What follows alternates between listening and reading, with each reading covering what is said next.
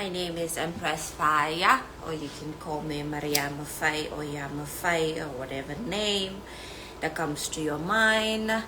I will be doing these lives to document my journey, and today I want to talk about the need for space. The need for space, right? What do you think about when you hear the word space? What comes to mind when you hear the word space? How do you take care of your space? How does your space look like? All right. I am from the Gambia, West Africa. I am the firstborn of my mother, and I grew up not knowing anything that has to do with my space. Nobody has talked to me about my space and who I am. And so I started this journey of self-awareness, of looking at who am I? What have I done in my life? How can I change in my life? And the first thing that happened, and the first thing that I realized, was that I was never aware of my space. And so I want to talk about the need for space. I've always needed space. And growing up, let me tell you a little bit of my story so you understand why your space and your environment is important. Hi, who are you? Stay and you will know who I am, right? The need for space. So growing up, as a firstborn child, my sister was not born until I was 8 years old. And so in our house, it was a middle class family, what America would call middle class family. Had everything I needed, had my own room. But my mother was unconscious, and this is a difficult thing to talk about because my mom is still alive, and her hearing me talk about this issue, I don't know how she's gonna take it. But this is my healing journey, and I need to talk about this to heal, right? So growing up, I had my own room. I could not stay in my room by myself. I could not be alone anywhere. And if you relate to this, just drop a heart or drop a fire here, where when you're at home, you're with your family, you still feel like you are alone. When you're at home with your family, you have no peace. You cannot be in silence, right? You cannot sit. As a child in African societies, and I've seen it in the Black community as well, right? What we do is when a child is sitting down, the first question is, why are you sitting down? Why are you watching the TV by yourself? Go wash the dishes. Go clean your room. Go do something. So you never have space. I never had space in my home where I was born, right? So when I'm in my room trying to take a nap, trying to be by myself, trying to recoup, trying to process my emotions and my feelings, I will always get called out. Come and do this, come and do that. Why are you by yourself? Why are you alone? And now at this age, I realize that being alone and taking care of my space is the most important thing I can do for myself. So we need space, right? The need for space. How clean is your environment? I never knew about this. I would go to friends' house and I would see it a jumble, a mess, everything all over the place. And sometimes I'll tell myself, ooh, this looks nice. This looks comfy, right? Because I was never comfortable at home, which is why one of the things that my vision right now is to create a home for the people who never had a home. Let me put this down. My vision right now is to create a home for people who never felt at home, who never had a home. And that starts with our space, our environment. So let's break it down from what I have learned. First, there's the space in our house. There's the space of where we work. I'm looking at my desk right now. Is it messy, right? Your house, is it messy? Because our home is the first healing place that we have. If you grow up in a traumatic environment, then home is never home. It's a house. It's the physical building. So the first space is our environment. It's our home. How does it look?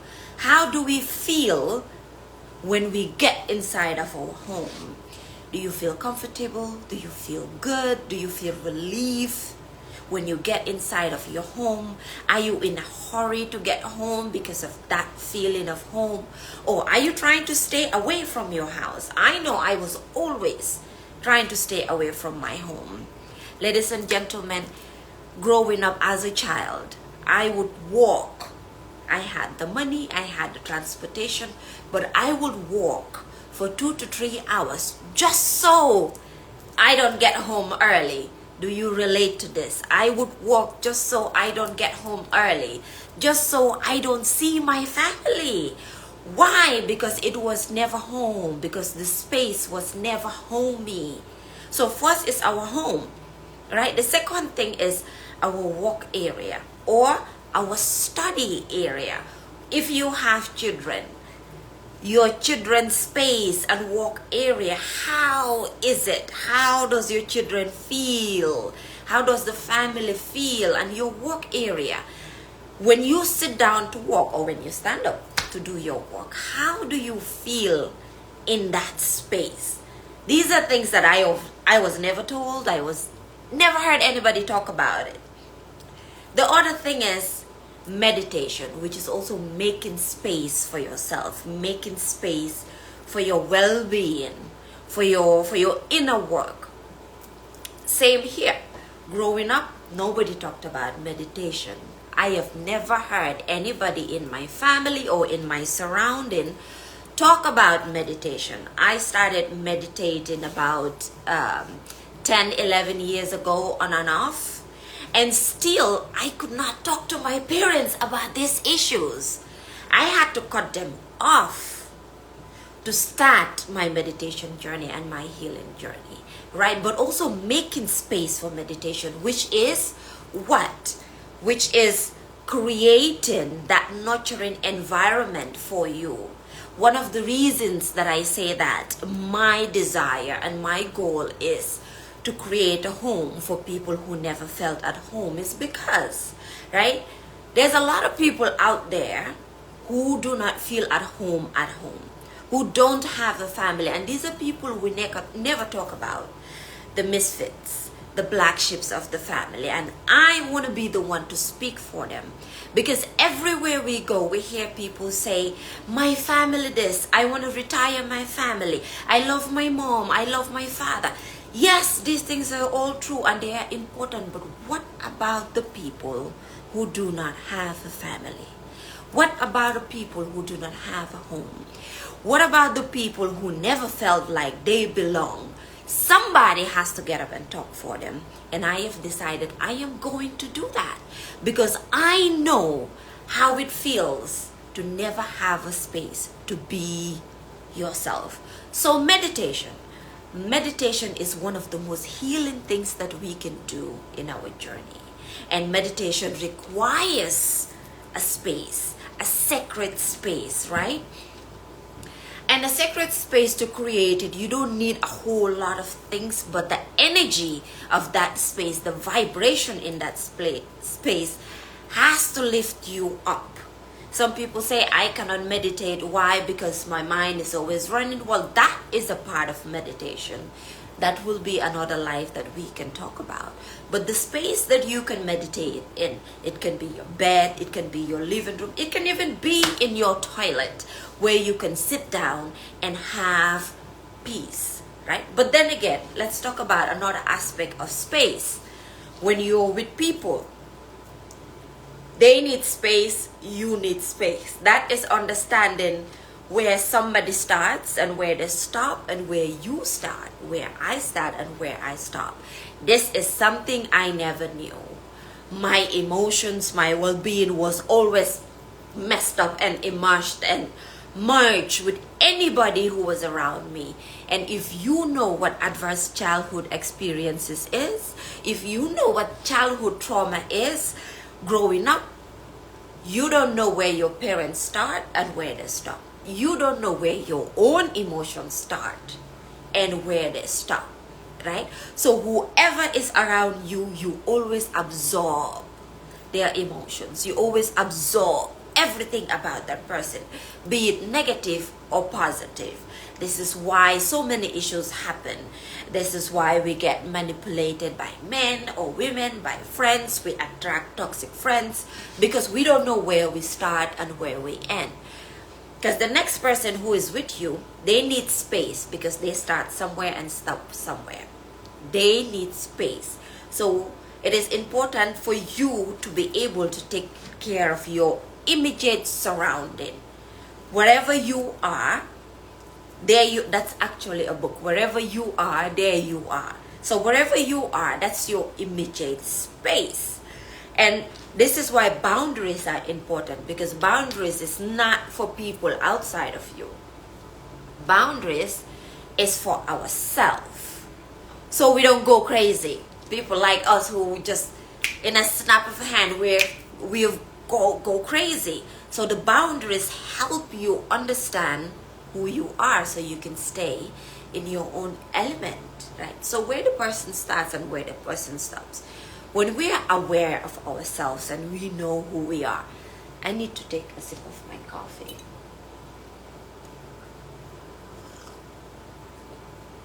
Just to say, one of the other things that I've been doing right now is figuring out products that can help me in my healing journey. I am drinking this coffee, which is called Delgado coffee. You can find the link in my bio. And I am a coffee drinker. I love coffee. Every morning after meditation, I drink coffee. Now I am in Girl Hold My Hand and we meditate every day. And it is my desire and my intention as well to do these lives after every meditation to help me, right? Help me help myself. Now this coffee, I love coffee. I drink coffee every morning, but this coffee is a dietary supplement.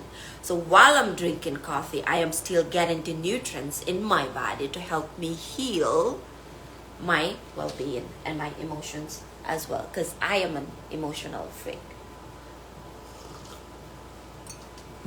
So the people around you and the people that you talk to, right? I'll use my own life experience to explain this to you. So growing up, I had no say in whatever's happening in the house. Nobody asked me what I wanted or what I didn't want. So I didn't know what I wanted and what I didn't want. Everybody tells me what to do, who to be, what to say, how to dress. Everything is dictated by someone else, right? If you're watching this and you're always asking people, what do you think? Do you like this? What should I do? Asking people what you're supposed to do, then look back in your childhood to see when you were growing up as a child, from age 0 all the way to 7, 8 years old. How were you raised? Did you have a say in whatever was happening in your family? I didn't. Everything was dictated. So I thought my mother's emotions, my father's emotions, my grandmother's emotions, they were mine.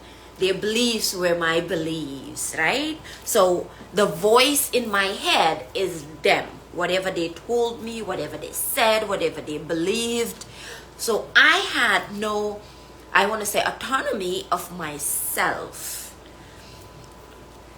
Yes, that's correct. Yes, girl, you know what I'm saying, right? I had no autonomy of myself. So when I have friends or when I'm dating, whatever that person feels, whatever that person believes is what I believe. Whatever that person thinks is what I think. Whatever that person wants is what I want. So I absorb the energy of that person, of anybody who is around me. Now, many a time we don't realize this. We don't realize that we have no space. We have no well-being. We have no... Our environment dictates everything that we do, and that is part of our space. So wherever you go, there is that space that is following you, right? There's always this saying, cleanse your aura, or cleanse your energy. So wherever you go, there is that space that is following you, right? There's always this saying, cleanse your aura, or cleanse your energy. So wherever you go, there is that space that is following you, right? There's always this saying, cleanse your aura, or cleanse your energy. So wherever you go, there is that space that is following you, right? There's always this saying, cleanse your aura, or When you see someone coming, you can feel their energy. We always feel the energy of the next person or whatever it is. That is part of the space, right? Because when your aura is high, your space, the space around you, when anybody comes within your space, they can feel you and you can feel them. But if you are not aware of yourself, this is the issue. What happens is you just get carried away with everything. You get carried away with everything, right? So being aware of yourself is very important. Being aware of who you are is important. Getting your meditation space set up, cleaning your house, cleaning your home, creating a homey environment. The desk that you work at, how does it look? How do you feel everywhere you go? Because your space is this around you. And if that doesn't feel good, it doesn't matter where you go, it doesn't matter what you do, you will not feel good about yourself, right? Okay, so the next topic, I can't even remember, it's on my computer, but I will be doing this. This is a reminder to myself. This is me talking to myself because I need these things. I need to talk to myself to remember who I am, right? I need to talk to myself to create an environment that feels good to me. So join me tomorrow again and I'll continue. We're going to talk about and break down a lot of mental health things, right? I am passionate about mental health, spirituality, and education, especially for African people. Now, when I say African people, you can be from the continent of Africa, you can be African American, you can be from the Caribbean, you can be Afro-Latina, as long as you identify as African, as Black, as an African descendant, or African ancestors, I'm here with you, right?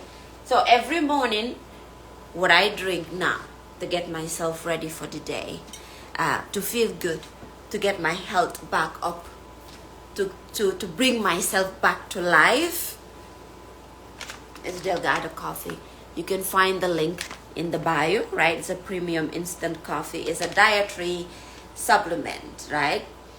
It's a bold roast spray dried coffee containing natural caffeine and ingredients, I can never say that word, that may contribute to a healthy appetite, which is an important thing that I'm working on, right? It is part of the space that I'm creating, part of the home that I'm creating, right? Healthy appetite. I just learned that salmon is not healthy yesterday, and I learned this while I was eating salmon. Can you imagine? I'll see you tomorrow. I don't know what the topic for tomorrow will be, but I'll see you here at the same time. Bye-bye.